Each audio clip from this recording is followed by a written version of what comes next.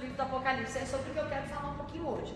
O que a gente vai falar, a gente está estudando o Pentateuco, são 5 livros. Os judeus, eles só encaram o Pentateuco como via de regra, até porque eles não reconhecem Jesus como Messias, como Salvador. Então, os 5 livros, o Pentateuco, esse compêndio de livros, que foram colocados em vaso, na verdade, é uma base de cultura cristã, é a base da doutrina cristã, geral. Geral, não é só para o tempo antigo, o Velho Testamento, é geral, é para hoje.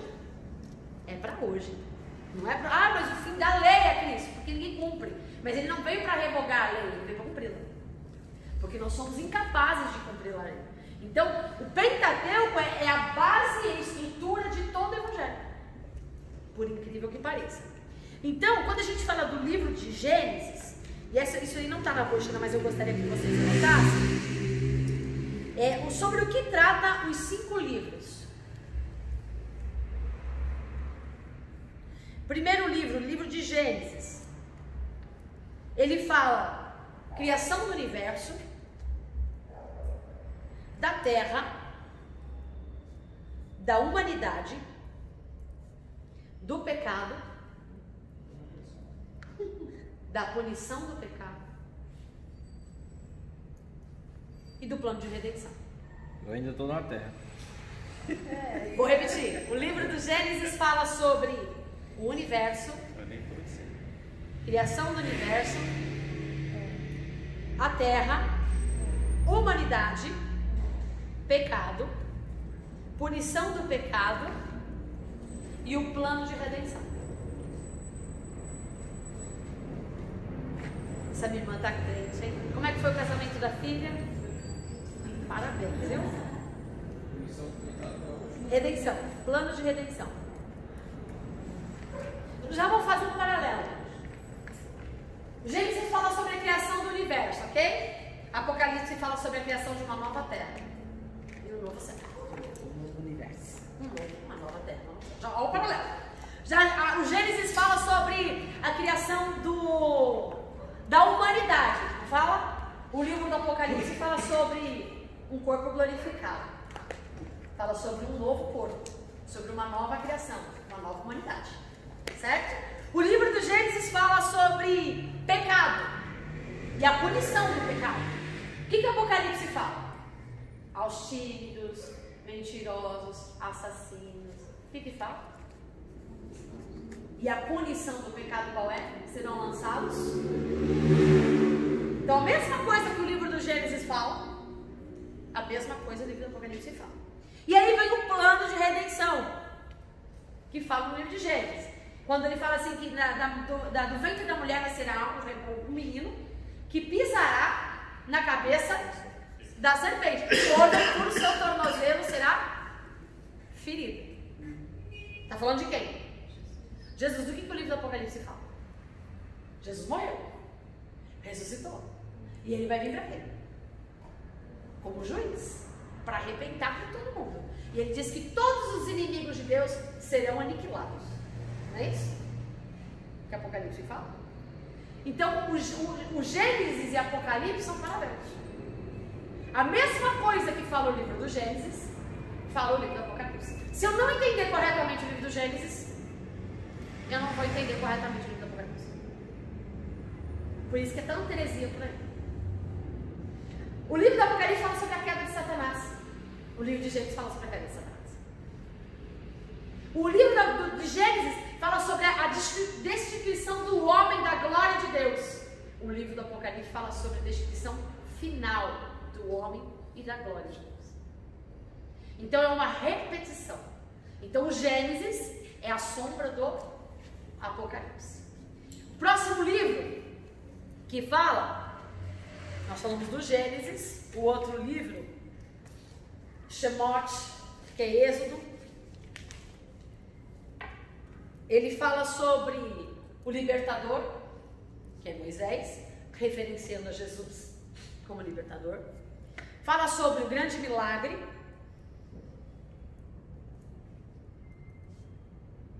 que é as 10 pragas. Percebe que a libertação veio depois das 10 pragas?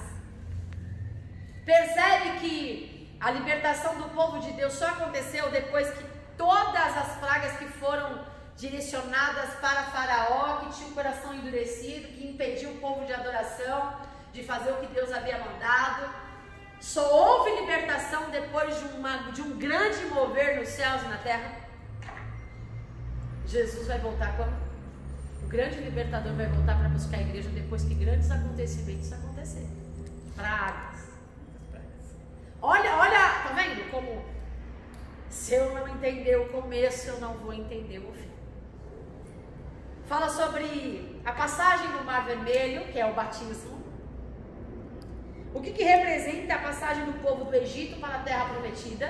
A morte do homem velho e o nascimento para uma nova vida. Lembra da conversa de Jesus com Nicodemos? O que eu preciso ter para ter a vida eterna? Nascer de novo. Da água e do Espírito, né? Nascer de novo não é assumir uma nova religião. Nascer de novo é metanoia, é mudar completamente.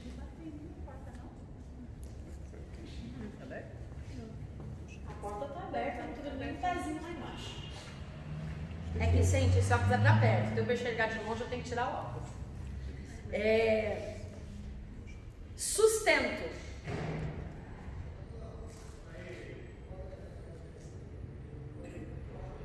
A gente aqui. Eu não vou fazer. Sustento. Vamos lá, gente. Se for pra gente, ele chama. Sustento. Shemote. Ainda estamos falando sobre Shemote. Sustento. Maná, água, carne, codornizes. O que Deus fala que nos últimos dias aconteceria? Na passagem. Porque a vida é uma passagem, correto?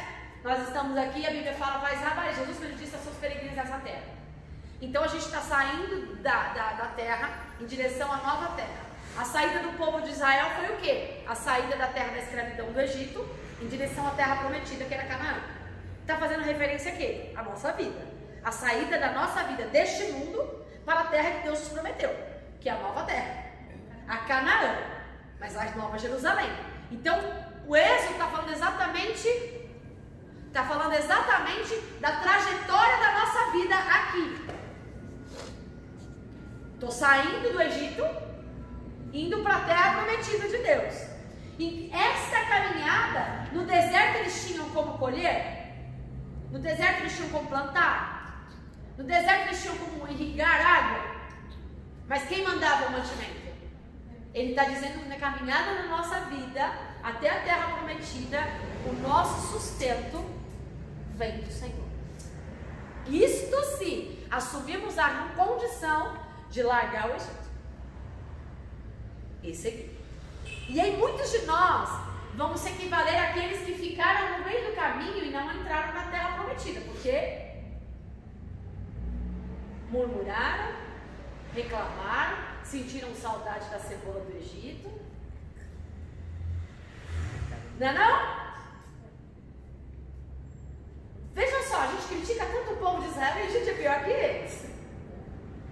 Tá percebendo? Então, a gente ignora os fatos, mas se a gente parar para pensar, tudo que está escrito na Bíblia é uma repetição. Pior, né? Aquele povo não tinha Cristo na cruz ainda, só tinha promessa. E aquele povo não tinha o Espírito Santo morando neles, só tinha a visitação do Espírito Santo.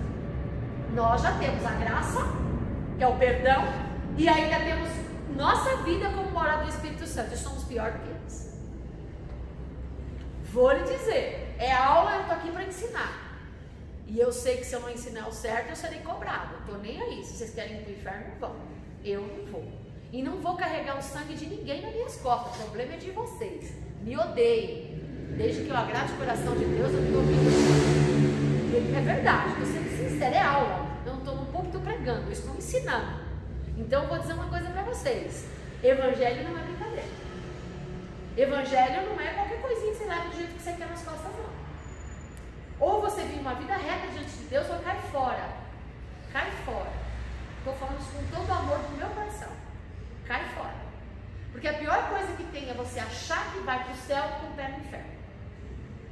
E se você fosse sozinho, beleza. Mas você, além de tudo, influencia a gente ou outro. Então, não quer viver o Evangelho da verdade? Viva a mentira. E a gente vai continuar te amando do mesmo jeito. Deus também. Muito mais Deus do que a gente. Muito mais Deus do que a gente. Então, vamos lá. Aliança. O que fala da aliança? O que Cristo diz? Ele falou assim, todas as coisas vocês ouvissem da lei. No Velho Testamento, Deuteronômio, a gente está lendo agora Êxodo, Deus chama Moisés e fala para Moisés e entrega para Moisés as leis, certo? Leis morais, as leis rituais, civis e as leis morais. O que é a lei moral? A lei moral, ela tratava do relacionamento pessoal entre as pessoas. O que é a lei civil? A lei civil, ela dava uma condição de vida em que eram os rituais litúrgicos que eles tinham que fazer. Tipo sacerdote e tudo mais. Quem podia seguir, quem podia fazer, quem não podia. Era todas essas coisas, ok? E tinha a lei cerimonial. A lei cerimonial era quem poderia chegar no Santo dos Santos, quem poderia chegar no santo lugar. Quando nós estivermos estudando o livro do Deuteronômio, a gente vai estudar isso com profundidade. Eu espero ter tempo para isso. Porque é muito rico. É muito rico. A gente vai passar a vida inteira estudando isso e vai ser sempre coisa para a gente aprender. Tá? Então, vamos lá. Quando a gente olha, então, para essa lei, estatutos e leis que Deus estabelece para Moisés, a gente olha para o Novo Testamento e a gente vê Jesus dizendo, ó, e vocês não conseguiram cumprir, eu cumpri, não vim revogar, eu vim cumprir a lei, beleza? Eu vou dizer, de todos os mandamentos que vocês receberam, dos 10, certo? Eu vou resumir em um só. Amar o Senhor teu Deus sobre todas as coisas, porque quem ama a Deus, né, que eu falei em um só, né, mas amará o Senhor teu Deus sobre todas as coisas e o próximo como eu amo a igreja. Ou viste, aí a gente fala assim, não, é o próximo como a si mesmo. Não, Jesus não disse isso. Isso estava na lei de Moisés. Jesus, ele disse assim, ouviste na lei, ama o Senhor teu Deus sobre todas as coisas e o próximo como a ti mesmo. Eu, porém, vos digo, ama o Senhor teu Deus sobre todas as coisas e o próximo como Cristo amou a igreja. Então o negócio é mais sério. Então, o que é amar o próximo? Amar o próximo é ser capaz de dar a vida pelo outro. Amar o próximo é ver o outro pisando você, crucificando você, condenando você, caluniando você, desprezando você, e você ser capaz de dar a vida por ele. Isso é amar o próximo. E aí, a gente faz as mesmas perguntas que os discípulos fizeram. Hipócritas. Quem é meu próximo? Quem é seu próximo?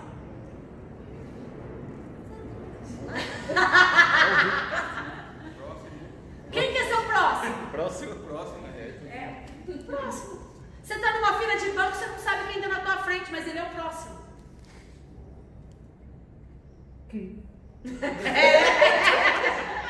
Esses dias eu achei tão bonitinho, achei uma gracinha.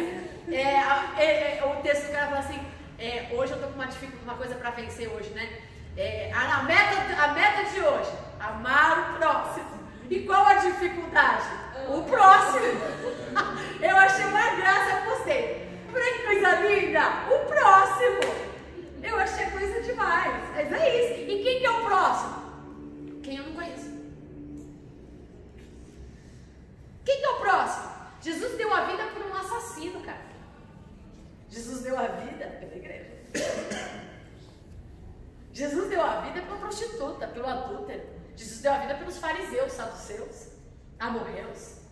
Jesus deu a vida. A gente fala... Vamos lá, né? Porque a gente não ama nem a nós, vai para o próximo.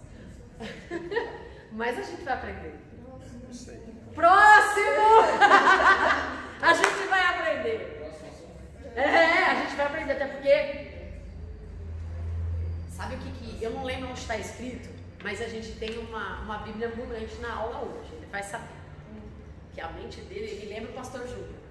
Pastor Júlio, você perguntou, está escrito isso aqui. Nós temos uma versão do pastor Júlio aqui hoje. A Bíblia diz assim: se você não consegue amar o teu irmão, que você vê, como é que você diz que você me ama? Como é que eu... Olha, o negócio é fundo, hein? Então, é porque a gente não vê. Então, quando a gente vê. É esse negócio, né? Qual que é a dificuldade de É o próximo. A gente vê tudo que faz. Vamos lá. Essa aliança, então essa aliança que está falando das leis no Velho Testamento que Deus dá a Moisés, vem para o Novo Testamento. E qual é a lei que Jesus deu? Os meus mandamentos são esses. É este, que vos ameis uns aos outros. Assim como eu vos amei. E ele diz assim, quem diz que me ama e não cumpre os meus mandamentos, este não me ama. Porque o que me ama, este cumpre os meus mandamentos. É isso. Ah, não adianta eu vir num culto, eu amo a Deus, eu choro, não sei o quê. Eu sou uma coisa de louca. Thaís, ela não está trabalhando comigo, pode perguntar para ela, eu sem mentira. Eu saio na empresa de atribulado, eu passo pelo portão, a primeira coisa que eu faço, os outros devem achar que eu doido, mas é automático meu. Eu começo, obrigado, Jesus, porque eu venci esse dia. É verdade. A Tata dá risada, ela tira a onda. Aí ela acha que ela se afasta um pouquinho, né, pra passar vergonha. Aí ela fica um pouquinho distante assim. E ela racha o bico. Entendeu? Porque é verdade. A gente tem que entender que as coisas de Deus são muito sérias. Então não adianta eu amo tal, ok, você me ama, linda? Não é o beijo que você manda, não é o culto que você me presta, não é o louvor que você adora, não é o rito que você segue, não é a igreja que você frequenta. Você me ama? Cumpre o que diz a Bíblia. É simples assim. Vamos lá. O que mais trata o Deuteronômio? Sobre justiça. Cara, isso é muito sério. Muito sério. Muito sério. Porque, como assim? O povo estava tão rebelde. Miriam, Arão e o outro circunciso lá, que agora não lembro o nome dele. Eles queriam, me ajuda aí. Eles estavam invocados porque Deus falava com Moisés e não falava com eles. Eles estavam invocados porque Deus tinha escolhido Moisés. E não tinha escolhido eles.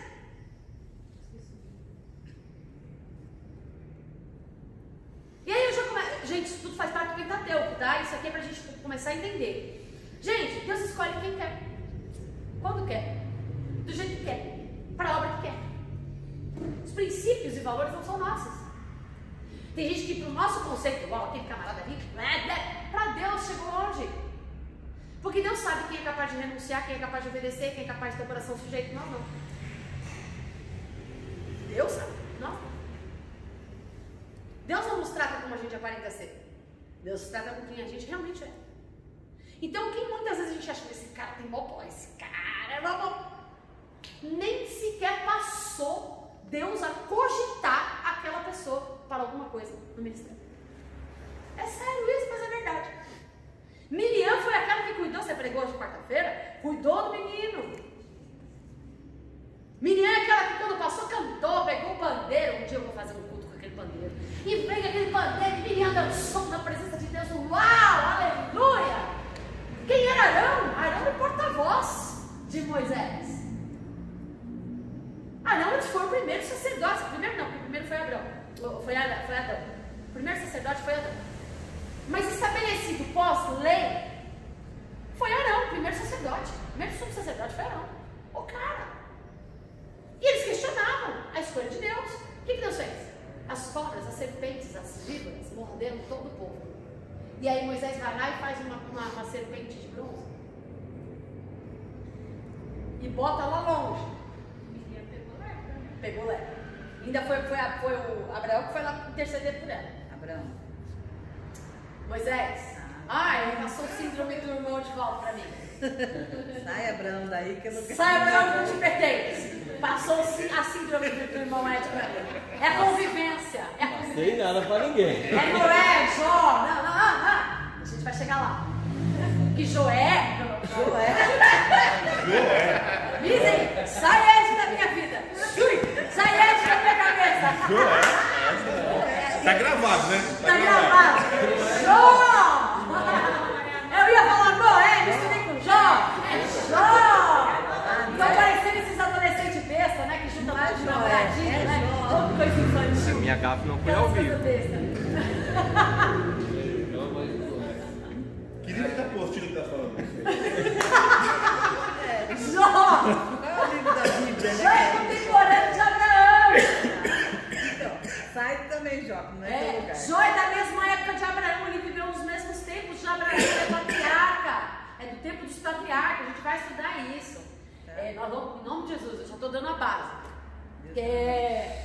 Eu estou falando da condenação. O que eles falaram? O que Deus estabeleceu? Você pode falar uma estátua. Não é isso.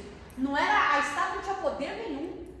A estátua só foi colocada no lugar porque a ordem que Deus deu para Moisés foi o seguinte: vai dizer ao povo, todos aqueles que forem feridos, forem mordidos, forem machucados, deverão na hora olhar, só olhar, e eles seriam curados. E o veneno da cobra não faria nenhum efeito. Não era por causa da cobra de bronze, mas o que ela representava. Olhar para quem, quando Paulo fala assim: combati o bom combate, terminei a carreira e guardei a fé. Sigo para quem? Eu olho para quem? Esquecendo-me das coisas que para trás sigo para o alvo. É disso que se trata. Foi mordido, na caminhada você vai ser mordido várias e várias vezes. O que você tem que fazer? Olhar para a cobra? Matar a cobra? Não, olha para Jesus e você vai ser curado. Então a Bíblia, gente, a Bíblia é rica demais. Próximo livro, Levítico. O livro do Levítico, ele trata de toda a construção da fé e de toda a prestação de culto, de tudo como o culto deve ser estruturado, que é a lei do levirato,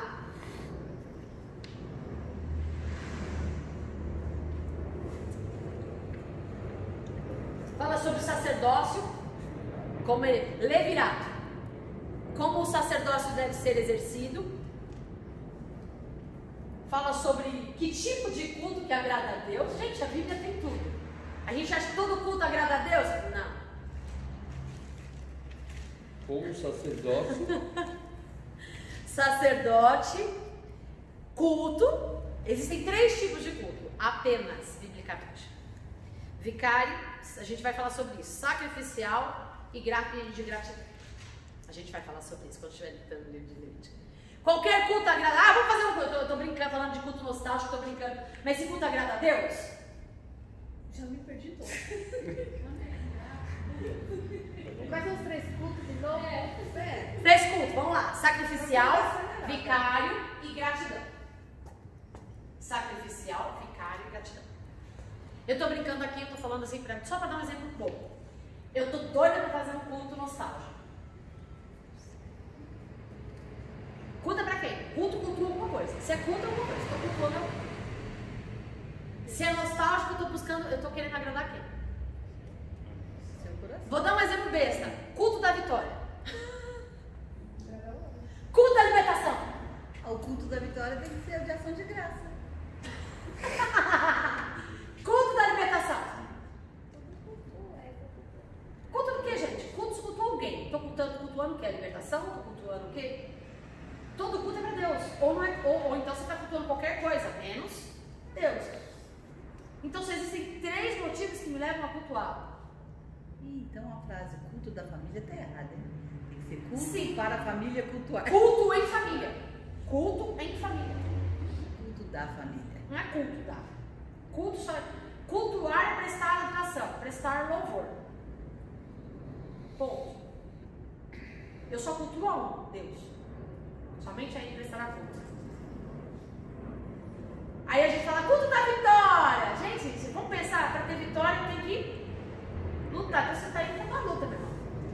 Para alcançar a vitória você tem que passar pela luta. Culto da libertação. Culto da libertação é o culto da palavra. Você está indo para o culto bíblico? Porque a Bíblia diz que conhecereis a verdade e a verdade. Não tem outro meio que você tenha alcançado a Então libertação. hoje é o culto da libertação. Hoje é um culto da libertação. Hoje é o culto da libertação. Sexta-feira, mano. Ainda é o dia. É o dia certo. Da sessão de descarrego. Vamos descarregar tudo aqui. Deus me livre, repreendido, irmão. Tem medo, né? Não, esse negócio de descarrego vai que passa pro outro, não. Cada um carrega o seu, irmão. Cada um carrega o seu. Já tá pesado demais, né, meu irmão? Paga esse mico, tá gravando. Gente, mas é sério, a gente tá brincando, mas é sério o negócio. Então, só existem 3 tipos de culto. Todo culto agrada a Deus? Não, o único culto que agrada a Deus é o culto que é cristocêntrico, que é voltado para Ele. É o único culto que agrada a Deus. Então, quando eu estou preocupada em agradar a Deus, tem algum problema eu fazer um culto nostálgico? Não, por quê? Qual é a intenção do culto nostálgico? Depende da motivação que me leva a fazer. Porque que eu gosto tanto daquelas músicas, você não tem que gostar de nada, tem que gostar de Deus, cuida pra Ele. Não, mas é porque as músicas antigas elas são cristocêntricas. Motivação correta. Percebe? Voltar aquele tempo, gente, eu sinto falta de verdade, eu sou metódica, eu sou metodista. Minha raiz é metodista, mas eu sou avivada. E eu sinto falta daquele escuto avivado, gente. Eu sinto falta. Imagine vocês que são penteca. Acho que você já pega morando. Já imagina vocês que são tudo pentecostal. Vamos lá. E aí vem o que o livro de Levítico trata? Oferta, oferta, oferta. Oferta. Quer estudar sobre oferta? Eles dizem? Estude o livro de Levítico. Aí você vai entender os tipos de oferta que eram feitas. Cereais, o que elas representavam. O de holocausto que ela representava, para que se servia. Então o livro do Levítico, ele fala tudo sobre oferta. O tipo de oferta diz o que você vai dar e como vai prestar. Fala sobre o sustento dos sacerdotes, fala sobre os dízimos. E aí é o que vem, vida do povo. Santidade ao Senhor. Fala da santidade ao Senhor. Próximo livro. Livro de Números.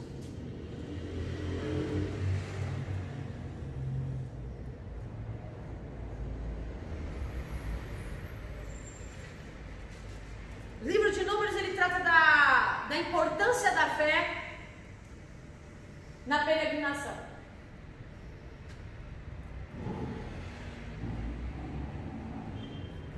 É onde tem a saída do Sinai, a entrada na Canaã, aonde tem a rebeldia, onde tem o relato dos espias lá, sabe, dos espias, dos 12, que só dois permanecem fidedignos naquilo que Deus falou, os outros 10 ficam com medinho, olham para a situação. Então, fala sobre isso, fala sobre disciplina de andar no deserto. Já estou dando assim um resumão para vocês do que cada livro trata. E aí vem o livro de Deuteronômio. É o quinto? É. Já sabem que vai ser a prova, né, gente? Falta muito pra prova. Então anota direitinho para eu copiar. Vai tirar foto depois. Recordação e exortação à obediência. Como? Recordação? Recordação e exortação à obediência. São 3 discursos feitos no livro de Deuteronômio. O primeiro discurso fala sobre recordação e exortação à obediência. O segundo discurso não fala muita coisa diferente, exortação à fidelidade. O terceiro discurso fala sobre leis. Fidelidade. O terceiro discurso fala sobre leis, punições, bênçãos e maldições.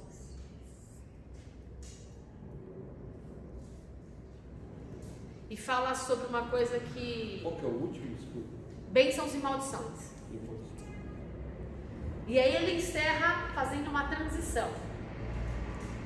Qual é essa transição? Um novo líder assumindo o controle de todas essas coisas. Moisés morre e Josué assume. Então fala sobre a despedida de Moisés.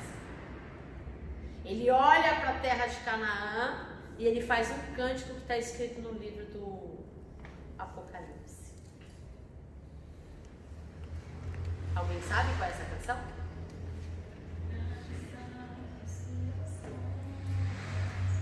Senhor Todo-Poderoso, Da minha época não. justo, está na Bíblia, verdadeiro Mas é Santo. sua época mesmo. Não, Deixa da que a minha Bíblia época foi escrita. É época de Moisés. Acertei, gente. Não é da minha época. É claro que Asaf Barbosa fez uma gravação e colocou uma melodia nessa música. Quem não glorificará teu nome, ó Rei das Nações? Quem não te louvará, pois só teu nome. Aonde tá? Irmã. Livro do Apocalipse. Depois eu te dou o capítulo. Ele escreve isso, pensa só. Na hora que ele recebe a notícia, olha pra terra. Viu? Manda beijinho. Você não vai entrar nela. E aí olha o que ele canta. Grandes são as tuas. Na hora que Deus fala pra ele, viu? Ó a promessa. Você não vai entrar nela. Percebeu? Não foi quando ele recebeu a promessa, foi quando ele olhou para a promessa e falou assim, recebeu a maior notícia da vida dele. Tu vai morrer, cara, você não vai entrar lá não. Grandes são suas obras, olha. Percebe? E ainda fala, ó Rei das Nações. Gente, essa música é linda. Vai pro culto nostálgico agora. Percebe? Tudo que nós falamos aqui, esses 5 livros falam de uma única história. Uma única história. Dentro dessa história principal existem várias histórias adjacentes. Mas é tudo coadjuvante. Não existe nenhuma história tão importante quanto uma única história que trata os 5 livros. Os 5 livros falam de uma única coisa. Um povo escolhido que se perdeu, que foi escravizado, mas que Deus levanta um libertador.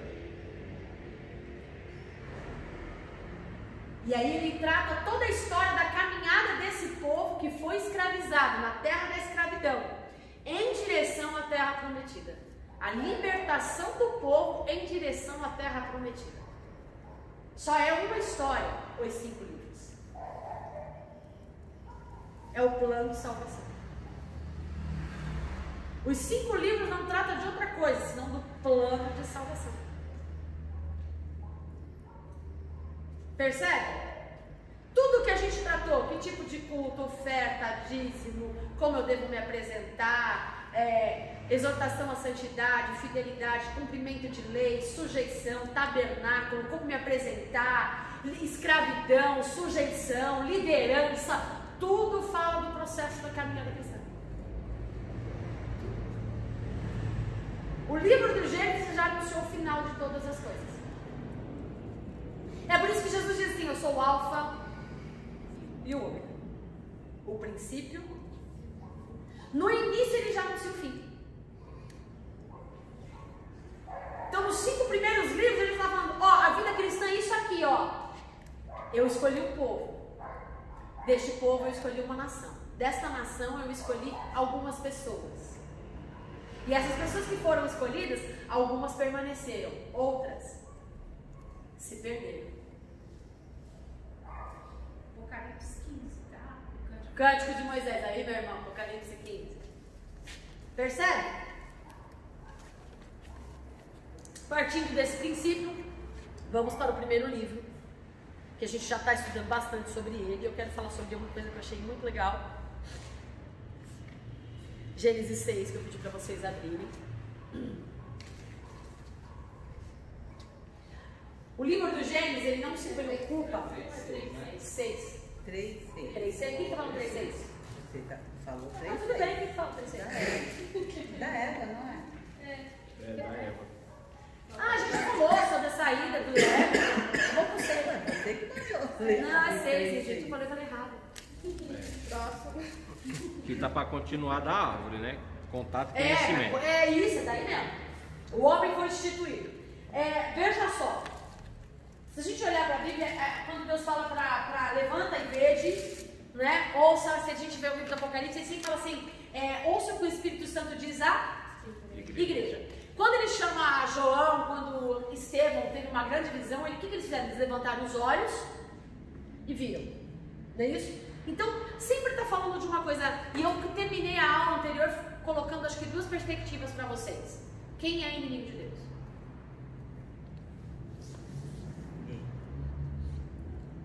A gente já falou até quem é inimigo do Espírito Santo. Aquele que é amigo do mundo, né? Romanos. Aí em Tiago, né? Aquele que é amigo do mundo se torna inimigo de Deus. Romanos 5:10, abre aí pra mim. Rapidinho. E Colossenses 1:21, 23.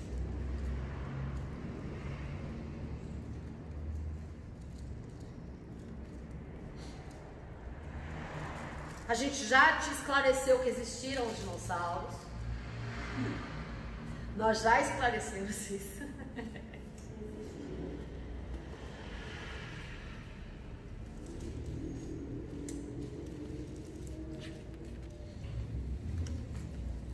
Quem achar primeiro pode ler, gente, porque eu quero falar sobre umas coisas assim que eu estudando o Espírito falou bastante ao meu coração. Porque se nós, sendo inimigos, fomos reconciliados com Deus pela morte de seu Filho, muito mais, tendo sido já reconciliados, seremos salvos pela sua vida. E Colossenses 21, 23? Colossenses 1, 21, 23.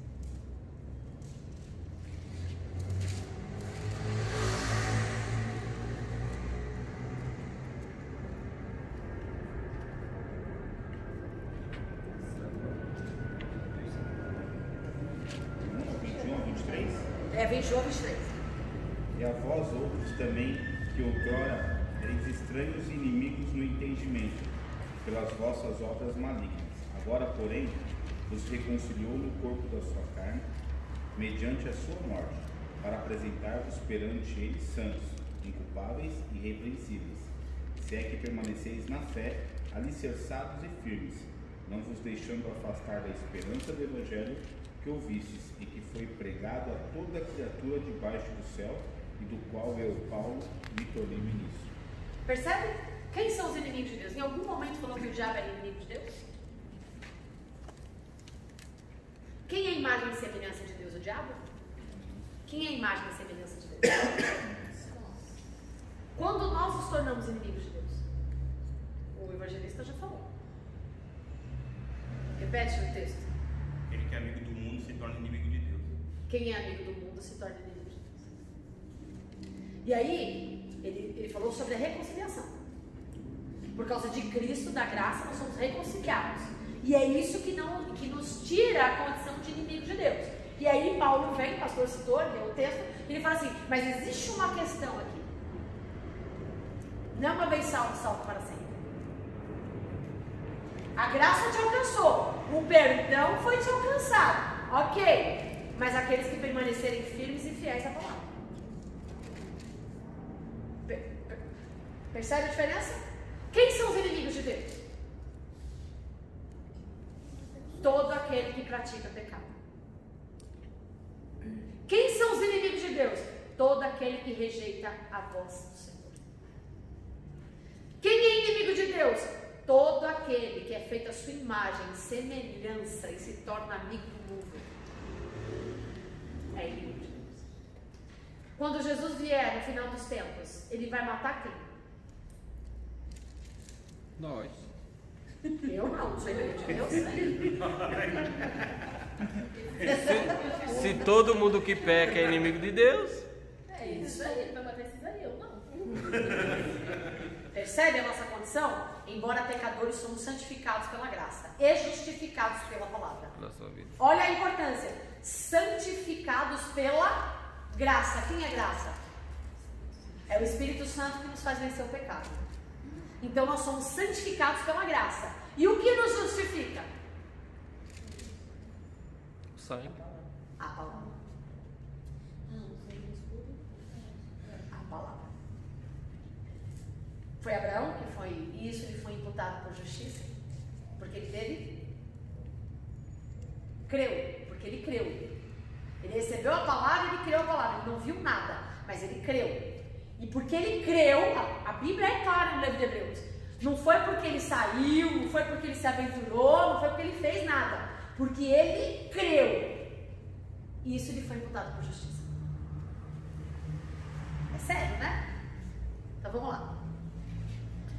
A gente está falando sobre isso, que a gente está falando sobre Adão, ele ter saído. Se os inimigos de Deus são aqueles que não fazem a vontade de Deus, o que o diabo tem? Qual é o papel do diabo então? O que ele faz? A gente falou da serpente. O que o diabo fez? O que a serpente fez? Ela mexeu com aquilo que... O que a Bíblia fala, gente? Se os teus olhos forem maus, o que mais fala esse texto? O que fez Eva pecar? A serpente não foi lá e falou assim, você vai lá e vai comer do fruto, certo? Ela seduziu, ela ludibriou, ela enganou. Ver. Tocar. E se apropriar daquilo que não é teu. Daquilo que não é Deus. Se a gente for ver na história todinha do Pentateuco, a história todinha da Bíblia, fala apenas sobre 3 questões que nos levam ao fundo do poço. A gente começa a nossa vida tanto para Cristo como para longe dele, a primeira coisa que nos leva ao erro, o que a gente vê. O que nos dá desejo não é o que a gente... Primeiro a gente vê, não é isso? A gente vê. Quando a gente vê, a gente passa a desejar. Até então eu tô pecando, mas eu só tô vendo e desejando. O problema ali, a Eva poderia só ter visto e ela viu. Poderia ter desejado e ok. Mas o que quebrou com a vida dela e a nossa? Pastora, tomou posse.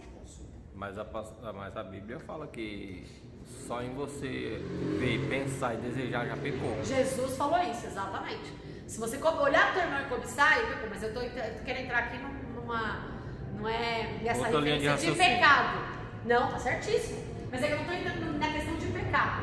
Eu quero entrar na questão da história, do contexto histórico da Bíblia do que trata o livro de Gênesis. Então o primeiro é ver, né? Ver. Primeiro ela viu. Depois, o desejo vem depois de quem vê. Por isso que ele fala, se teu olho te fizer pecar, arranca ele e joga fora. Arranca o olho. Tá mandando você ficar cego? Não, gente, está falando no sentido espiritual, no sentido figurado. Então o que aconteceu? Ela olhou, ela viu, foi necessário. Melhor. Eu acho que não foi no sentido. Ai, mas vai ter muito de cego aí. Não foi no literal, filho. É isso aí que vai te levar para o inferno, então. Arranca logo. É literal isso, minha filha. Eu não posso falar. É público. Então para. Não tem gente que vai querer. Negócio é sério mesmo. Gênesis 3:6. As pessoas entendem errado, é verdade. Ver, desejar e tomar. Grava isso no teu coração. Ver, desejar e tomar. Isso é possível que caia na prova. Ver, desejar e tomar.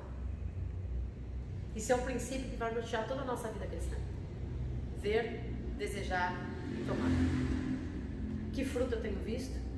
Que fruto eu tenho desejado? Que fruto eu tenho me apropriado?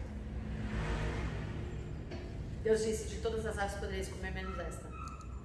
Por que é que Deus coloca a gente num ambiente em que tem coisas que não é para nós? Adão estava no lugar certo. Correto? Se encontrando com a pessoa, mas viu que não era para ver, desejou o que não era para desejar e se apropriou do que não era para se apropriar. O que aconteceu com ele? Morreu. Ele perdeu o que era mais importante: Intimidade com Deus. intimidade com Deus. Ver, desejar e possuir. Ele foi avisado. Nós somos avisados o tempo todo. Então, o problema de tudo do pecado é isso, né? A gente é avisado o tempo todo e mesmo assim. Entendam uma coisa: o mundo, a casa é de Deus, o mundo é de Deus, a vida é de Deus, o céu é de Deus, as regras são dele. As regras já foram estabelecidas antes da fundação do mundo. E as regras que ele estabeleceu são claras. Do fruto de tudo você pode comer. Por que ele colocou uma árvore que não podia comer no meio do jardim no relacionamento com ele? A gente já falou sobre isso no finalzinho da aula. Porque Deus sabe o que está no nosso coração, mas a gente se engana. A gente não sabe. E a Bíblia diz que onde está o seu coração, ali está o seu. Se qualquer coisa é mais importante do que agradar o coração de Deus na tua vida, você está longe de Deus. Repita. Se qualquer coisa for mais importante do que agradar o coração de Deus, você está longe da presença de Deus. Evangelho não é para meninos. Vocês podem falar, que dureza, não. É seriedade, gente. Evangelho é isso. Vamos aprender. Né? E quem vai responder depois sou eu. Já estou na carcada essa semana. Então, do papai. Então, está muito branda. Eu falei, Jesus, aonde? Dói até em mim. Eu falei, não estamos mais no tempo de ficar sendo polido, não. Estamos no tempo de falar a verdade rasgado no e cru. Jesus está voltando, gente. Acreditem em vocês ou não. Pode não estar voltando para você, mas está voltando para mim. E eu quero apresentar minhas mãos limpas. É sério esse negócio. Grava isso na sua mente. Ver, desejar, possuir. Se o que eu vejo me afasta de Deus, arranca o olho. Não brinca com o pecado. Quando você vê, você deseja. Para você tomar aquilo que não é teu, é 2. Grava isso na sua vida. A vida cristã é uma caminhada. Cuidado do olhinho que vê. Cuidado, mãozinha, o que pega. Enquanto tá só no ver, você ainda tem tempo, né, de fugir. Depois que você desejou, meu amor, Aí, Desceu o coração. vai orar, jejuar, matar carne, porque é só Jesus na casa. É só Jesus Mas na casa. ainda há tempo. Mas é por isso que eu usei esse Você texto. Se o teu olho te toma- faz pecar, começa tudo aí. Arranca, cara. Porque o que ela fez tirou ela do mais importante da vida deles, da vida deles. Da humanidade. É, da nossa, né? Presença de Deus. E não adianta, não se negocia. Não tem como. Ah, dá? Não, não dá. As regras são claras. Você faz uma escolha. Certo?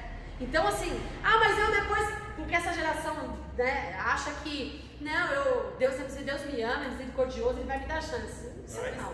Ele te ama. Não, vai nessa de que Deus vai te dar chance, viu?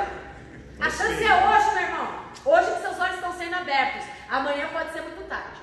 Vamos lá. Eu já falei pra vocês que semana passada, quase morri aqui. O glória, eu ia pro céu. Ele ia se matar.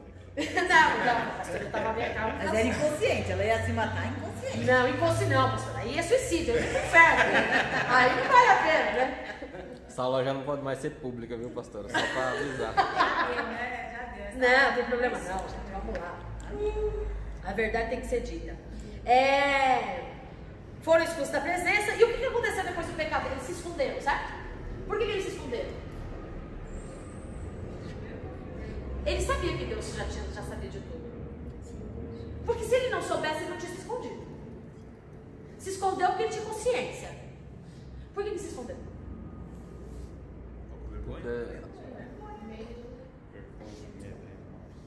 Vergonha? Mas ele já sabia o que ia acontecer, Deus já tinha dito? Eu acho que foi remorso. Mas é igual hoje, pastor. O pessoal pega, sabe o que vai acontecer? O que a gente faz? A gente ama. E vai pra cima e é assim. Sabe? Depois Vai, me vai, perdoa, vai. Senhor. Depois chora, mas não adianta. Paga pra ver. Tem que resistir. Porque não houve arrependimento. Mas se você sabe que o negócio tá. Mas sabe por que ele se escondeu? Ele se escondeu por isso, porque ele não se arrependeu. Gostou do fruto?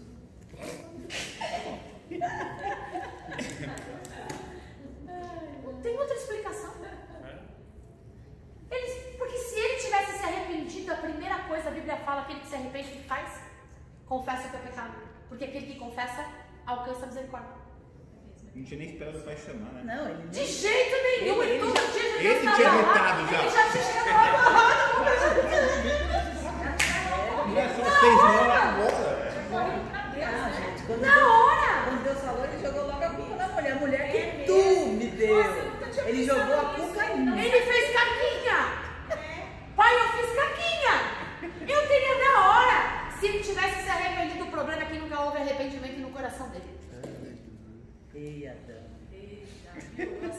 E o irmão evangelista já matou a ministração de hoje. O problema é que a gente não se arrepende de verdade faz. Aí a gente fica se escondendo. Porque se esconde em vergonha? Não, tudo se arrependeu. Aqui não fala que hora que eles comeram, né? Você imagina até a hora de Deus descer para falar com eles no coração. Foi de manhã, né? Foi o dia mais difícil da vida deles. Vamos mentir, né? Sim, Gente, mas Deus sabe de tudo. Que desculpa que a gente vai me dar porque a gente faz isso? A gente vai à presença de Deus dando desculpas. As nossas orações são dando desculpas dos nossos pecados. Ah, mas Senhor, ele culpou a Eva. Ah, mas Senhor, o Senhor sabe que eu tentei. Ele nem culpou a Eva, na verdade ele culpou a A Deus. mulher, Deus, é a mulher A que mulher deu. que tu me deste. Então, se o Senhor não tivesse me dado essa mulher, eu não teria feito. Se eu tivesse Ele jogou na o mão. melhor de quem fez Além de tudo, covarde, né, meu? Covarde. Gente, ele está dizendo tudo pra gente como o negócio funciona. Ver, desejar, se apropriar. Já deu a sacada. Toda vez que você fala, só não nota. É pra gravar. Mas é sério. Olha só. Por que ele se escondeu? Porque ele não se arrependeu de verdade. Tô de boa. Quem se arrepende não se esconde. Quem se arrepende dá a cara pra bater. Quem se arrepende, eu tô aqui, fiz caquinha e vou assumir as consequências do que eu fiz e vou abandonar. Poxa, Isso é arrependimento. o homem é burro, né? O que ele falou? Tô de boa, comi uma uvinha ali agora. Vai fundo, vai fundo. Eu vou comer, burro, né? Se ele tivesse se arrependido, teria alcançado. Por isso que a maior culpa é do homem. desejou. Porque se o homem falar assim, não come.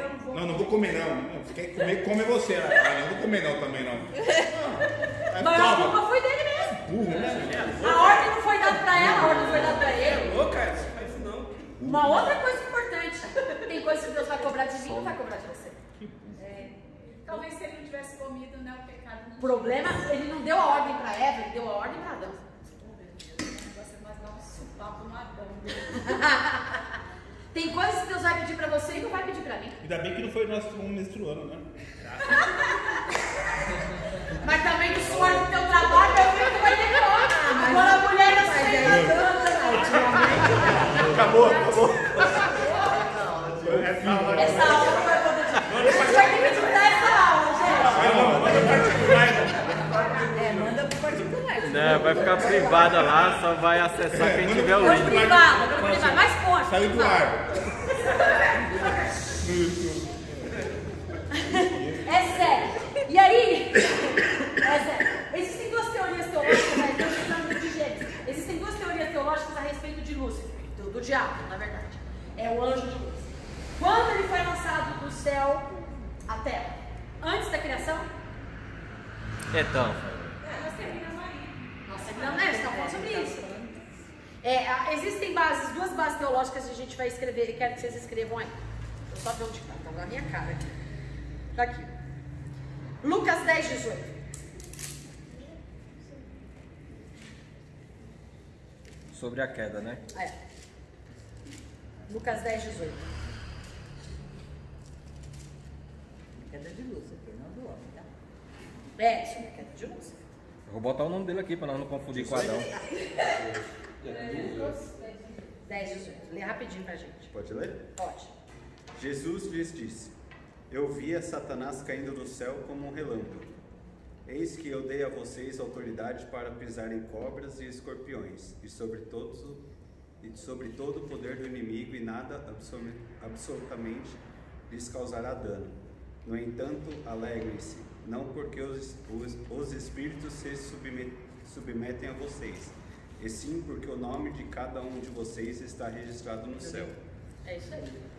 Então aí dá um entendimento de que na verdade ele viu descer do céu, e aí alguns falam assim, mas ele era Deus, ele estava com Deus, então ele viu, e é verdade, porque nada do que foi feito se fez se não fosse por ele, certo? Eu estou tentando achar agora o outro texto que fala em Apocalipse, mas eu só vou trabalhar com essas premissas mesmo. Ezequiel fala sobre o grande rei de Tiro, que é uma analogia e simbologia. Daniel também fala sobre esta queda. Em Apocalipse mesmo fala sobre uma guerra que eu estou tentando achar nos meus esboços aqui, mas eu não estou conseguindo achar. Eu vou achar e vou falar para vocês. Vamos dar sequência.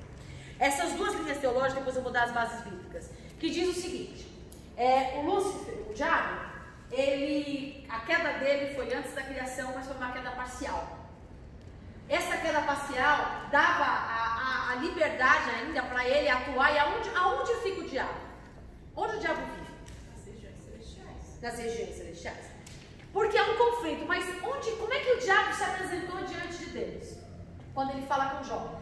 Em Gênesis ainda, estamos estudando sobre Gênesis. Jó é patriarca, Jó é contemporâneo de Abraão, tá? Então o que acontece? Quando ele se apresenta, Deus convoca uma reunião com os anjos e santos, não é isso? Nas regiões celestiais, onde o diabo tem acesso. Então não é uma reunião privada. Porque o diabo não tem acesso mais ao trono da santidade de Deus. Mas ele tem acesso às regiões celestiais.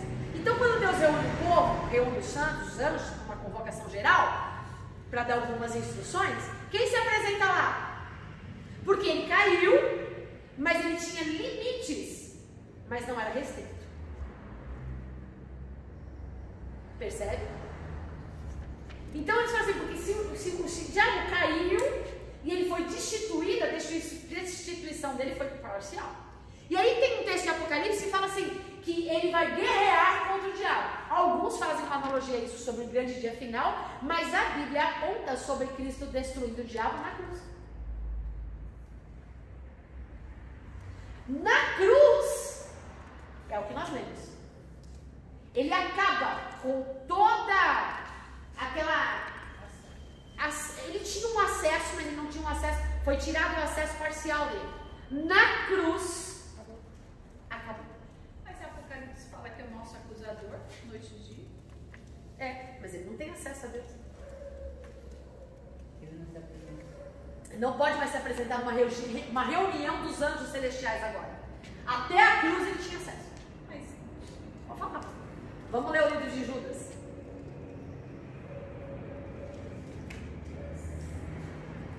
Ele é o nosso acusador e será o nosso acusador até o dia do juízo final. Então, mas Apocalipse fala que tem os três ai, o grande. Está falando sobre a tribulação. Então, quando ele será lançado na terra. Na terra? Na Bíblia. Na terra, porque Satanás. Está falando sobre até sobre o levante do anticristo. O grande Satanás. A grande serpente, o grande dragão. O dragão. Gente, o livro do Apocalipse, ele é muito simbólico. Não, o livro do Apocalipse é muito simbólico. Se a gente pegar o livro do Apocalipse literal, não vai rolar. Porque fala que ninguém suporta. Só tá só os Perdidos. Os inimigos de Deus. principados. Não, Os principados. então, é que não cabe agora a gente ir para a escatologia. Então, mas. Porque aí existem os mid-tribulacionistas, os pré-tribulacionistas, os pós-tribulacionistas. Existem 3 linhas teológicas. Eu não posso abrir, porque eu não posso quebrar nenhuma delas, porque todas são bíblicas. Quais vai ser, eu não sei. Para alguns vão ficar. Eu, particularmente, acredito, mas eu não quero influenciar ninguém, que a igreja vai ficar para a grande tribulação. Eu acredito. Torço para que não. Eu acredito. Por quê? Eu acho que a igreja já está na grande tribulação. Por quê? Ainda não. Por quê? A tribulação só. Porque a Bíblia dá indício, a Bíblia fala que os que são dele ele vai guardar. Mas guardar não significa que vai guardar da tribulação. Ele pode guardar na tribulação. Assim como ele não tirou os 3 amigos da fornalha ardente, ele guardou na fornalha. Né? Então assim, essas 2 linhas dizem o seguinte: o diabo ele tem poder sobre nós? Só o que damos a ele. Mas se for usar essa simbologia aí, pastor, a gente também pode pegar a questão que Deus tirou Daniel de lá para ele não ser jogado na fornalha. E aí? Oi? Sim. Então pode ser que Daniel estava cuidando de outras províncias, mas ele está querendo dizer que Deus, para ele não ter que passar sobre aquilo, levou ele para outras províncias. Não, mas aí Pode ser. Pode ser. Pode. Satanás é Apocalipse 12? Acho que é, pastor. Ou é E foi 12 ou é expulso 12. o grande Isso. dragão, a antiga serpente, que se chama Diabo e Satanás. O sedutor de todo mundo, sim, foi atirado para a terra e com ele seus anjos. É 12 foi, pastor? Então, com ele e seus anjos. Isso fala da grande rebelião. Isso fala daquela parte do céu, dos anjos que tinham livre-arbítrio e que recusou-se a adorar a Deus e que seguiram o diabo. Então o livro, então é simbólico. Então é aí a discussão. Isso foi antes? Durante ou depois? Ou depois? A Bíblia não fala. Mas acho que Apocalipse 22 aí vai falar do. Aí do juízo final. Aí do ai. Não, Apocalipse 22 é o último capítulo. Já fala sobre o grande desfecho, sobre o rio da vida, claro, como cristal e tal, Jerusalém. Não. Ela só lembra do ai. A gente vai estudar sobre isso, calma. Até porque, quando nós estudarmos o livro, quando nós estudarmos os cerimoniais, fala sobre isso. Então a gente vai pegar com profundidade isso. Então a questão de discussão, que ninguém pode dizer é isso ou é aquilo, é o diabo caiu antes ou o diabo caiu depois? Eu acho que foi depois, Antes porque ele da foi criação, lançado você na fala? terra. É. Antes da criação? É. Eu acredito que foi antes da Eu também Antes acho. da que foi criação. Antes da criação.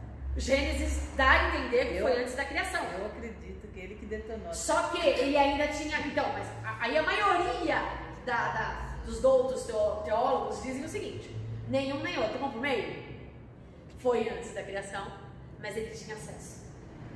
Um acesso restrito. Mas depois que. E aí, quando Cristo na cruz, que ele falou assim: eu tirei de você agora tudo. Tanto que ele fala aos discípulos: eu vos dei autoridade. Você acha Ali. A gente manda nele, né? Isso. que não tem mais acesso a Deus? Exatamente. Ali acabou. Mas Deus tem acesso a ele, então ele continua nos acusando. Não só continua nos acusando, quanto o diabo também está a serviço de Deus. Só não sabe. Agora, Não, ele sabe. Porque o diabo é um cachorrinho numa coleira. Tem vergonha, não? O diabo é uma cachorrinha numa coleira. Por isso que não é ele o grande oponente de Deus. Porque ele está vencido. Já era. Ele já acabou. O destino dele está traçado. A única coisa que ele pode afetar é o nosso destino. E a única pessoa que pode deixar ou não que ele afete o nosso destino somos nós. Não pode ter hipótese de ele ter caído durante a criação? Por Tem. ele ter enxergado tudo que Deus estava fazendo com o homem, eles terem se rebelado? Não, é mais remota essa ideia, por quê? Porque tudo indica que ele teve ciúmes, porque ele era o governador do Éden. Quando a gente estuda demonologia, estuda um pouco mais sobre o diabo, tem muitas referências bíblicas que falam que ele era o querubim ungido que governava sobre o Éden, não o jardim, mas no Éden. Então tudo dá a entender que quem governava o Éden era ele. E aí Deus criou um jardim e colocou o homem lá. Então isso também dá a entender que ele foi criado antes da criação do homem. Mas aí por isso que não tenho como refutar que ele foi criado antes, também não tem como comprovar que ele foi criado, que ele caiu depois. Então vamos pegar o meio termo. Foi antes, mas o poder dele foi limitado, restrito, mas na cruz ele foi, porque é isso. Quando Gênesis fala que o filho da mulher pisará na cabeça da serpente, não fala do juízo final. Fala da cruz. Na cruz foi sentenciado. Na cruz acabou. Até porque se ele deu autoridade pra gente expulsar, Sentença. Então o diabo, é o que eu falei lá, o diabo ele é o quê? Qual é o trabalho do diabo? Nos distanciar de Deus. Qual é o trabalho do diabo? Nos cegar. Nos distrair. Esse é o trabalho do diabo. Ele não vai bater guerra. Aí o diabo está guerreando contra Deus. Não, não está. Não se iluda. Se tem uma coisa que o diabo não é burro, Ele guerreia contra nós, né? ele nem guerreia. ele guerreia contra a vontade de Deus na nossa vida. Não é nem contra nós. É contra a vontade de Deus. Porque o nosso maior inimigo somos nós mesmos. Ele diz na sua palavra que o diabo não toca na gente. Só toca se a gente ou ele. Se Deus permite, não é para tua morte. É porque Ele te conhece. Sabe que você vai aguentar o tranco. Ou quer te tratar, né, meu bem? Sou mais dessa linha aí. Os dois. Os dois, é os dois. É os dois. É os dois. Por quê? Por que Deus leva o povo ao deserto? Por que Deus leva o povo à prova? Por que Ele colocou no meio do jardim? Para mostrar pra gente quem é o ídolo do nosso coração. Quem está no nosso coração? Eu já recomendei para todo mundo, leia. Leia aquele livro, é maravilhoso. Eu já li 2 vezes, eu vou ler de novo. É Deuses Falsos? Deuses falsos. Não é deuses falsos. Deus é falso. É o último que eu recomendei. Um dos É o últimos. homem. Adoração ao próprio homem. Não, mas é do Timothy Keller. Timothy Keller. Depois é um grossão assim. É maravilhoso. Gente, é maravilhoso. Eu amo ler. É maravilhoso. Timothy Keller. Eu acho que são deuses falsos. Eu acho que é deuses falsos mesmo. Um livro azul. Se for, gente, aproveitem. Tá R$14 na Amazon, hein? Não, o que eu li é grosso. Então eu vou ver. Eu tenho em casa. Eu mando foto pra vocês. Eu tenho em casa. Gente, o livro é igual cheiro de regra. Gente, são livros que abrem a sua mente. Abre a sua mente. Te tira da religiosidade. São livros muito bons. Então, o que acontece? O diabo, qual é o projeto do diabo? E o diabo não tem... Gente, eu estava vendo esses dias estava lendo um estudo que fala que o diabo, ele entendeu que ele não precisa mais tirar as pessoas da igreja, que ele não precisa mais nada disso. Ele já entendeu que basta tirar a visão espiritual. Ver, desejar e tocar. Ele não precisa mais tirar ninguém da igreja, não precisa mais nem pregar o falso evangelho, não precisa mais nada disso. Ele só precisa nos distrair. Uma distração é suficiente para nos levar ao inferno. Porque ele fala assim, a gente não percebe. Quando é que a gente sabe que a gente está errado? Vou falar para vocês. A gente viaja todo ano para a praia, né? Hoje eu já... Toda vez que as meninas aqui. Eu não gosto de pegar um monte de altura. Eu odeio pegar a xereca. Porque eu acho ela muito íngreme. Ela é. Eu odeio quando ela me odeia. Eu sempre vou para Imigrantes. E na Imigrantes tem um retorno para você fazer e pegar na Imigrantes. Toda vez eu vou pegar aquele retorno, eu acho que eu tô errada. Toda vez. E aí eu ando, não, eu tô errada. Não, GPS, olha a placa, eu tô errada. Eu tô errada. Quando é que a gente percebe que a gente tá errado e que a gente tá certo? Você lê na placa lá. Você fica falando. Migrante. Voltou de volta. Não, isso quando a gente vê a placa, São Paulo, direita, litoral e tal. Quando a gente percebe? A gente muitas vezes está no caminho e a gente não sabe se a gente está certo ou se a gente está errado. Porque não tem uma placa indicativa. A gente simplesmente está seguindo. E aí muitas vezes a gente tem uma sensação de que os caminhos às vezes são iguais, são parecidos. A gente tem a sensação de que está errado, indo para o caminho certo. E às vezes a gente tem a sensação de que está certo, indo pelo caminho errado. A vida cristã é exatamente isso. Ou você anda com seu GPS ligado o tempo inteiro. E o que é o GPS? Espírito Santo. Recalculando rota. O que é o GPS?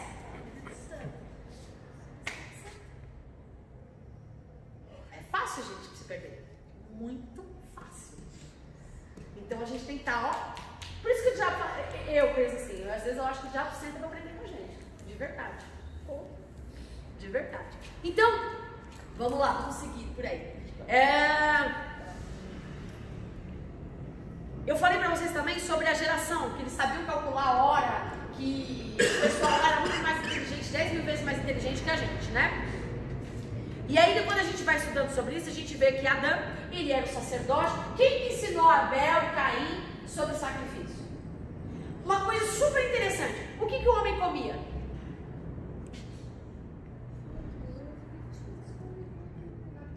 A gente já sabe, né? Qual que era a alimentação dos homens? Do homem, antes da queda? Só fruto da terra, porque animal ele não comia. E o que os animais comiam? Também. Vegetariano. Tudo vegetariano. Tudo. Nós Vegano, né? porque não havia derramamento de sangue na terra. Não, ainda. vegetariano. Sim, senhor. Vegetariano. E eu vou mostrar na Bíblia. Leão não comia carne. Quero ver. Não tinha sangue. Não existia. Ninguém tinha morrido. Não havia Ninguém, não morte na existia. terra. Não existia. Não Não existia. havia morte. O primeiro animal que foi sacrificado foi para vestir Adão, não foi? Foi. Aí foi onde começou. A matança. Não, não foi aí aonde ainda foi começou. depois. Foi depois da queda. A morte passou a existir a partir da queda. Então, Depois da cruz. quando ele teve que vestir. Não, filho, Não. saiu do Éden. Quando o Adão pecou. Queda do Adão. Cada do Adão. Aí, quando Deus pegou a pele Quer ver? e vestiu Adão, foi quando ele percebeu que estava nu, depois da queda. Olha só, o que eu acho legal. Quem vem primeiro? Vem Abel, Sete, Enos, Cainã, Malalel, Jared, Enoque, Matusalém, Lameque e Noé. Anotem. Essa é a ordem. Começa de novo, então, né? Abel fez um altar e sacrificou ao Senhor. O irmão dele foi lá e o matou. E aí Adão foi e gerou de novo. Aí começa uma geração, uma nova geração. Vocês podem perceber na Bíblia, vocês podem ler, que a Bíblia não menciona a geração de Caim. Mas todas as gerações que vêm do próximo, que é Sete, são citadas. Por quê? Porque Deus não cita uma geração de pecado, ele cita uma geração de bênção. Essa é a diferença entre memória e lembrança. Eu quero que vocês gravem aí. A diferença entre memória e lembrança. Abel e Sete. Então vamos lá. Abel 7, porque Abel morreu, certo? Abel morreu porque Caim matou, o primeiro assassinato. Deus dá a Adão um novo filho. Uma nova geração. 7. Enos. Cainã. Malalel. Jared. Enoque. Matusalém. Lameque. Nomes lindos para quem vai ter filhos ainda. Lameque é da hora. Noé. Enoque é legal. Eu coloquei nessa ordem, a partir de 7, eu vou dizer o significado de cada nome na ordem agora que vocês escreveram. Homem que possui. Qual vai ser 7 ou Abel? A partir de 7.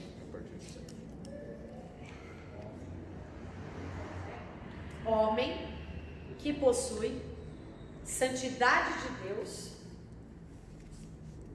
a sua descendência ensinará, e sua morte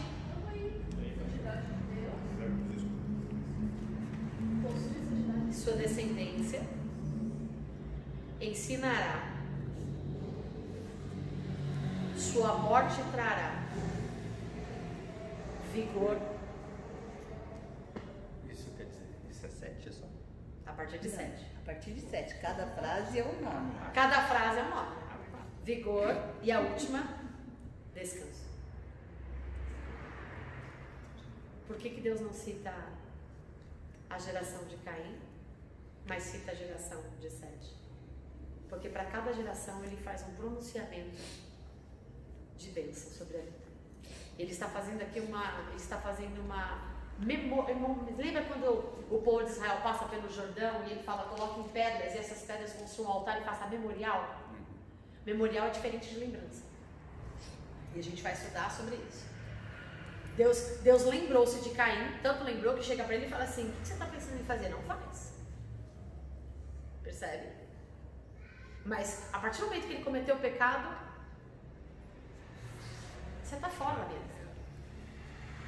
Ele se lascou que não tem Espírito Santo ainda? Quantos filhos e filhas Caim teve? Muitos. Muitos. Gerou cidades e cidades. Cidades e cidades. Tanto que os gigantes da terra, a gente vai estudar mais profundo sobre isso, não eram anjos, tá? É a mistura da geração santa dos filhos de Adão com as filhas de Caim. E o último Davi foi lá e... Todos esses foram tirados e não serão contados. Riscarei o nome do livro da vida. Ninguém da geração de Caim. Ninguém da geração de Caim. Ninguém. Nenhum foi citado. Mas todos da geração de Sete. Porque Deus estava falando uma nova geração. Porque quando chega no último, Noé, o que acontece com a terra? Alaga. Acabou com tudo. Olha só que interessante. Fica só a geração. Agora eu vou falar a frase inteira. Olha o que a descendência que traz memorial diz. O homem que possui a santidade de Deus, na sua descendência ensinará, e a sua morte trará vigor e descanso. Olha o que Deus estava profetizando sobre a descendência de Adão. Eu acho lindo essas coisas. O que acontece com isso? Esquecer e lembrança. Eu não sei você, mas muitas pessoas entram até em conflito, até sobre arrependimento, né? Deus se arrependeu de ter criado a humanidade. Mas não é contraditório, porque em Tiago mesmo diz que Deus não se arrepende? Que ele não muda, que não há variação? Olha a importância de entender o contexto dele. Quando Deus fala que ele olhou a terra, que está em Gênesis 6, que ele viu toda essa geração, eu vou ler para a gente ganhar tempo.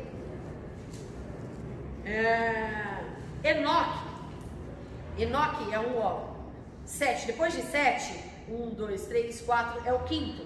Enoque, ele tinha 308 anos quando Adão faleceu. Ou seja, Enoque batia papo com Adão. Adão viveu aonde, gente? No jardim. No Éden. No Éden. Então você percebe que todo o conhecimento da criação, Adão viu Deus criar alguma coisa? Adão não viu Deus criar nada. Não, ele foi o último da criação. Mas todo o relacionamento, toda a intimidade, tudo que Adão viveu, Enoque conhecia. Ele conviveu com Adão durante 308 anos. Não, durante não, até. Até. Não, 308 anos, Enoque tinha 308 anos quando Adão faleceu. Então ele teve 308 anos de convivência com Adão. Lameque Meu Deus. tinha 56 anos quando Adão faleceu. Era uma criança. Matusalém Olha, eu sou uma criança, obrigada. tinha 243 anos quando Adão morreu. E Noé tinha 126 anos. Toda essa gente conviveu com Adão. Puxa, nunca tinha Pegaram pensado pisos nisso. ali, ó. Nem eu também. Nunca tinha pensado nisso. Eu já vi, já. O pai de Noé faleceu 5 anos antes do dilúvio. Foram os que mais viveram, depois do dilúvio, acabou-se. Foi quando Deus viesse, isso que eu acho super interessante, foi quando Deus olhou para a terra e viu que estava tudo ruim. Só essa geração, gente. Só. Os filhos de Caim já tinham povoado tudo. A gente vai estudar sobre Babilônia. Nossa, Babilônia, gente, eu chorei, me arrepiei sobre Babilônia. Babilônia faz referência a Jerusalém, a Nova Jerusalém. É extraordinário quando você pega o original. Eu vou falar sobre isso. Deus olha para a terra e vê a maldade. Lembra que Jesus disse que como nos dias de Noé, assim será a vinda do Filho do Homem? Olha o que acontecia nos tempos de Noé e olha o que acontecia nos dias de hoje. Está pior. Percebe? Ninguém mais servia, ninguém estava mais nem aí com Deus, somente essa geração. Porque essa geração caminhou com quem? Com Adão. Olha a importância das pessoas com quem a gente convive. Por que o povo fala que você é a média das 5 pessoas que você convive? Mas a Bíblia diz, as más companhias corrompem os bons costumes. A Bíblia é clara, você tem que andar com gente igual ou mais elevado que você. Não é em financeiro, não é em intelecto, nem em cultura, é em intimidade com Deus. Anda com gente meia boca que vai ver que você não vai ver o que vai acontecer com você. A Bíblia é clara, só erra quem quer. E depois não vai chorar. Vamos lá, olha só. Deus olhou para a terra e viu aquela porcariada de gente que andou com Adão, que conviveu na mesma época de Adão. Se ensinava a verdade, se pregava a verdade, se falava a verdade. Só essa geração vivia a verdade. Todo mundo rejeitou. Todo mundo tirava sarro. O que Deus falou? Me arrependi. Mas esse sentido de arrependimento não é arrependimento de ter criado. O que é arrepender? Mudar de rota, certo? Só que arrependimento no grego é metanoia. Aqui nós não estamos falando de grego. Aqui nós estamos falando do hebraico. Arrependimento no hebraico é assim: cessa, acabou. Agora daqui pra frente. Acabou. Vou acabar com essa geração. Então, Deus não se arrependeu de ter criado o homem. Ele mudou de ideia, se arrependeu. Não, já sabia, gente, o que ia acontecer. Então, a palavra arrependimento no hebraico aqui tem um significado específico. E ele diz: até aqui já deu.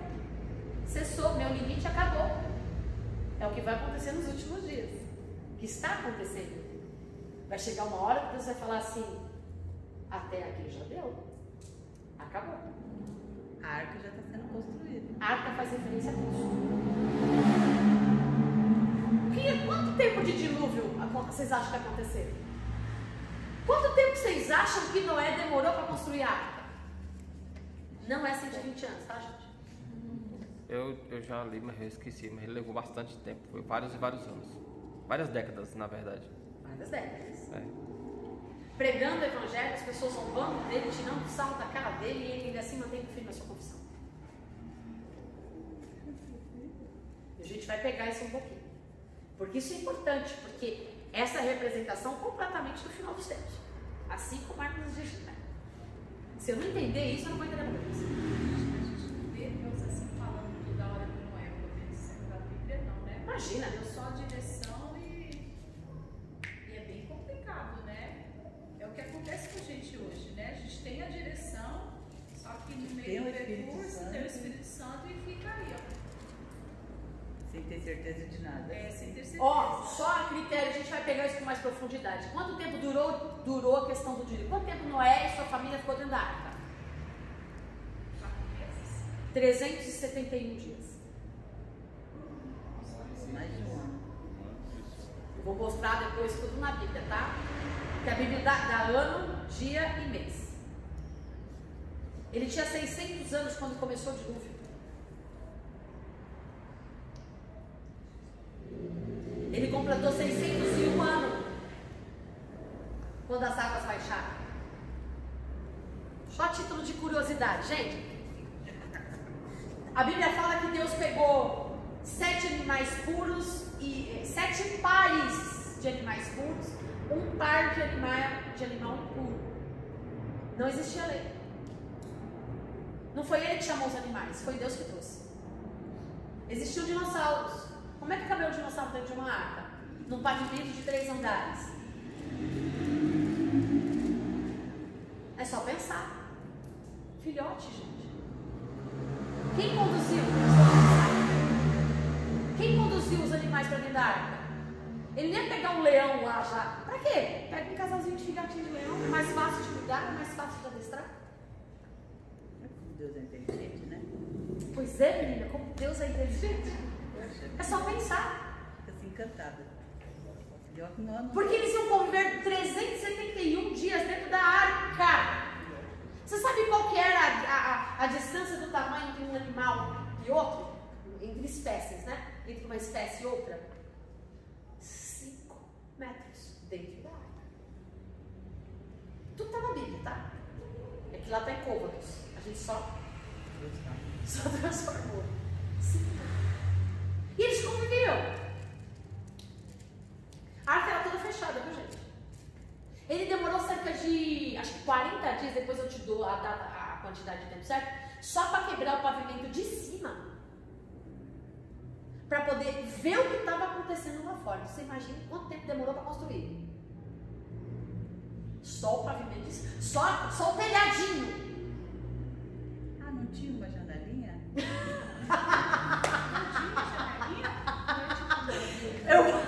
A gente vai pela Bíblia. Aquela janela é só no filme. A arca tinha 140 metros de comprimento, 25 metros de largura, 14 metros de altura, 3 pisos. Somente entrou na arca os que respiravam por narinas. Não entrou inseto. Até porque não precisa, né? Não entrou. Um tipo básico para produzir vários outros tipos. Não entrou todos os tipos, que hoje a gente tem mais de não sei quantos mil de animais catalogados. Não precisaria. Precisaria só de um tipo de animal. De uma espécie. Que poderia produzir todas as outras espécies. Ó, Deus é o cara, gente. Deus é o cara. A gente para pensar nisso. 5 metros por animal. Filhotes. Por causa da adaptação. O que mais? Por que é? E aí eu quero encerrar a aula, eu preciso encerrar a aula. Por que é que Deus no segundo dia não disse que era bom? Tá ligado a isso? O que Deus fez no segundo dia? Aqui está a resposta. Aqui está a resposta. Ele separou a água das águas. Não era água doce de água salgada. Até porque o rio lá da Amazônia, ele alcança ainda 50 quilômetros de água salgada sendo doce. Sem se misturar. Ela é doce, ainda fica 70 quilômetros do oceano sem se misturar. Deus não separou a água doce da água salgada. Porque quando a gente vê o dilúvio, ele fala que ele abriu as comportas dos céus e o abismo. Então, quando separou, não foi o céu e a água que está bem no centro da terra, como a gente falou. Aí ele não... Lá na Rússia, eles cavaram não sei quantos metros e encontraram água debaixo da terra. A gente vai pegar isso só para vocês. Um gostinho de quero mais, porque precisa acabar a aula. Deus abriu as comportas dos céus, então veio chuva, veio água do céu, mas veio água debaixo da terra. Que consumiu tudo. Mas o segundo dia, Deus já sabendo de tudo, tudo que Deus fazia e terminava e completava e era pleno, Deus dizia bom, mas o que aconteceria com essas águas que ele dividiu? Destruiu toda a humanidade. Por isso que ele não disse que era bom. Ele não achou bom, porque ele sabia o que ele ia fazer. Por que ele estava fazendo? Porque não tinha chovido ainda, né? Não tinha chovido ainda. Ele separou as águas das águas e ele não disse que era bom, porque ele já sabia qual era a finalidade que ele usaria essa água. Deus já vendo o futuro, disse, não, isso não é bom. Por isso que é o único dia que Deus criou todas as coisas, não disse que era bom, foi nesse dia. Porque quando a gente descobre isso, quando ele abre as comportas, agora vai botar fim. Eu ponho fim numa geração, para começar uma nova geração. E é por isso que o arco não é arco-íris, tá, gente? Não existe arco-íris. Íris é uma divindade, é uma deusa. Toda vez que a gente fala arco-íris, a gente está dando vanglória a uma deusa. É o arco da aliança. Não é o arco-íris, é o arco da aliança. Pensem sobre isso, até a próxima aula a gente conversa. Deus abençoe vocês.